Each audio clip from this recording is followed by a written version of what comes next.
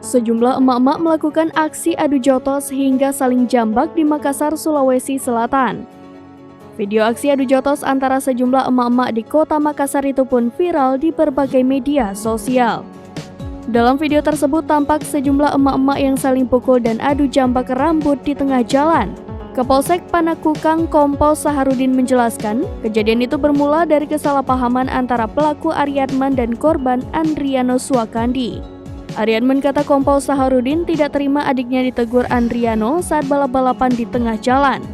Andriano yang sedang asyik duduk-duduk di tepi jalan pun tiba-tiba dihampiri Ariadman. Ariadman menghampiri sambil menenteng busur lengkap dengan pelontarnya. Adriano pun terkena lesatan anak panah atau busur itu di bagian paha. Adriano yang terkena busur sempat mengejar pelaku dan terlibat perkelahian.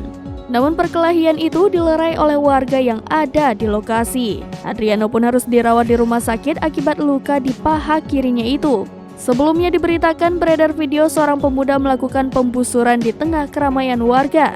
Informasi yang diperoleh, kejadian itu berlangsung di Jalan Urip, Sumoharjo Lorong 1, Kecamatan Panakukang, Makassar pada Rabu 26 Juli 2023 dini hari. Dalam rekaman video terlihat seorang pemuda menyerang pemuda lain menggunakan anak panah busur. Setelah itu korban mengejar pelaku hingga keduanya terlibat perkelahian di tengah badan jalan. Sejumlah warga yang melihat kejadian itu pun sigap melerai. Dalam insiden keributan itu, seorang pemuda terkena busur di bagian paha.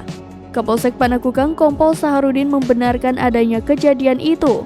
Sementara korban lanjut Saharudin diketahui bernama Andriano Suakandi. Adriano yang terkena busur di paha dalamnya pun harus menjalani perawatan di rumah sakit.